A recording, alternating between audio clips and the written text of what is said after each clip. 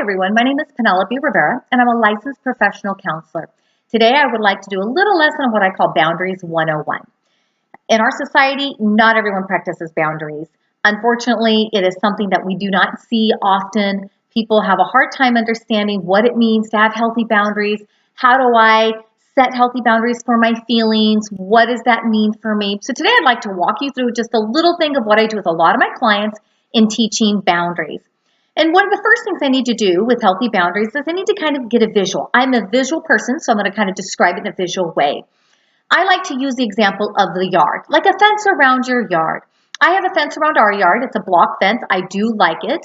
Fences are very appropriate. They help protect our property and they help define our property line.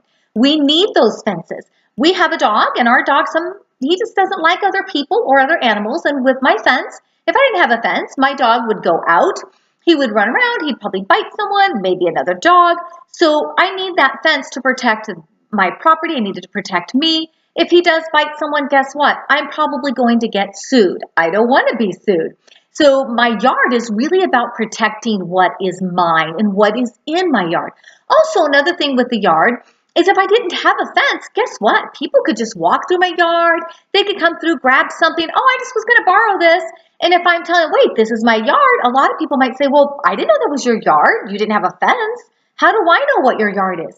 But yet every day, some of us are walking around with no fences or defining property lines with our emotional boundaries. And that's what's important. So today we're going to use the yard example, and I'm going to go through a few things. So in boundaries, in the emotional yard, what belongs in my yard? The only thing that belongs in my yard are my thoughts, my feelings, my choices, my behaviors, my stuff. That's all that can be, my opinions. That's the only thing that I can own in my yard and take care of. I can't take care of your thoughts, your feelings, your choices, your behaviors. I can't do any of that because that's in your yard. Unfortunately, in today's society, people are running around and they're hopping fences and they're doing all kinds of stuff because they're not taking care of their yard. So what I'd like to give an example of is something that we do often. And I'm going to use the example when I was a little girl.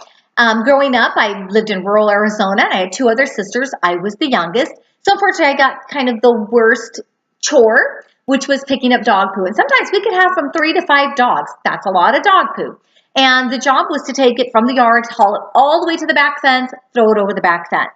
Well, one day my friend came over, my best friend, and she decided she was going to help me.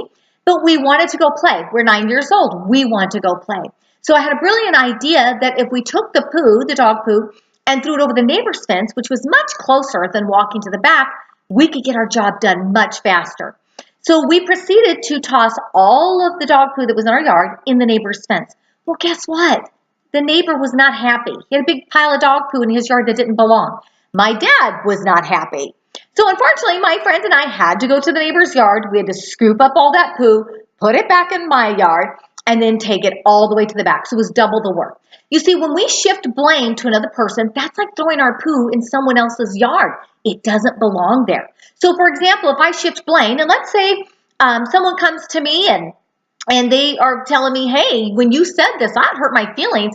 And I immediately come back and say, well, you shouldn't talk to me that way. I did that because you said this to me.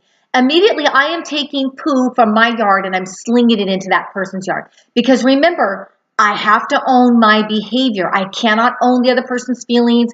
I can only own what's in my yard. So I'm going to give you a little example of what that might look like. Because a lot of us, we don't talk this way. We've never learned how to talk this way. A lot of people do not grow up in homes where boundaries were practiced. So when we talk about the boundaries and talk about how do I express my feelings, how do I express, what's happening, how do I take care of my feelings, here's how I do it.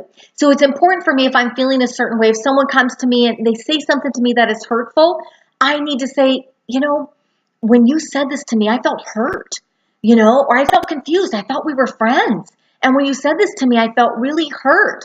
That's owning my feelings. Now, sometimes when we go to people and we talk this way because they're not used to it or they haven't learned how to respond that way, they may become defensive. They may not own their behavior, which we're kind of expecting now that we're learning what boundaries are. But I can't own their reaction. If I go to someone in a healthy way and I explain to them, I felt hurt by what you said to me, I cannot own their reaction to that. Now, if I go inappropriately and I am inappropriate in expressing my feelings and I'm really in their face, I have to own that behavior, but I can't own their feelings about it. What if someone comes to you and says, hey, if someone came to me and said, Penny, when you said that to me, I was offended. I felt really hurt. I felt, I felt attacked. I didn't like how you said this to me. Now, if I did not intentionally do this to harm the person, I still own that my behavior did affect someone else's yard. And so what I need to do is take ownership of that. The way I take ownership of that is by telling the person, I'm sorry. Wow, I didn't even know when I said that you felt attacked, or I hurt your feelings. I'm sorry, I didn't mean to do that. Now, you know what? There are times that we do purposely hurt someone's feelings because we are upset with them or they said something that hurt us. You know what? I need to own that too. So when someone comes to me and says, Penny, when you said that to me, I felt hurt. I felt attacked. And if I purposely had said that to them to hurt them, I need to own that. And the way I own that is I say, I'm sorry. I did. I was upset with you. And I said that because I wanted to hurt you. It was completely inappropriate. I'm sorry. Please forgive me.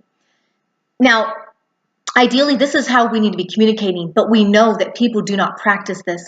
So it takes steps of learning. It takes a lot of courage to own the stuff in your yard. Remember, what is in your yard?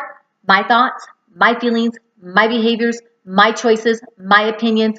It's just my stuff. I cannot sling poo in your yard and blame you for something that I did or something that I felt. Yes, people's their yard can affect mine, but they cannot own and they cannot take ownership of anything in my yard, and I cannot take ownership of anything in someone else's yard. I also need to be careful of fence hopping. We have our neighbor next door, and if I looked over the fence and I said, hey, why are you doing that there? I think you should move this over here. You should do this. Guess what? My neighbor is probably going to get a little offended and say, hey, Penny, stay in your own yard. Well, sometimes we do that frequently. We hop fences. I see this a lot in relationships of marriage and parents and children. We hop fences. Hopping a fence means I jump in your yard and I'm trying to tell you, well, don't feel that way. Or why are you doing that? You shouldn't be acting that way. You shouldn't be. That's not my job to hop in your yard and start maneuvering around and trying to rearrange things. If someone's hopping my fence, I need to say, hey, you're fence hopping. Can you get back in your yard? I don't appreciate it. That's taking care of my yard. I teach my son this. I have an 11-year-old son, and I've been working with him for a few years on healthy boundaries and explaining and the yard and throwing poo, the whole thing, hopping fences. And one night we were coming back from a basketball practice, and he was feeling very anxious for something that was going to happen the next day at school, and he was projecting what would happen, and that was what was causing anxiety. So I said to him in the car, I said, why are you worried about that? Don't worry about something that you don't even know what's going to happen yet. Don't even worry about it. Well, that caused him to feel much more upset than he was. And when we came back home a little bit later, he said to me, he says, Mom, he said, you hopped my fence earlier. And I was like, what? What did I do? And he said, you told me don't worry about that. Don't worry about this. And he says, and if I want to worry, it's in my yard and I should be able to worry. And you know what? He's right. What I could have done and said better. And I did say to him, I'm sorry, I did hop your fence. I didn't mean to do that. And in the future, I will try to reword that and encourage you and say, if it were me, I try not to worry about things that I don't know what is going to happen. That's different. But see, what caused the fence hopping was me telling him not to worry about something, telling him not to do something. And that creates that constriction in a relationship. See, boundaries bring freedom. Boundaries bring freedom to a relationship, and that's what we want. We also have to counteract against what society does on the flip side.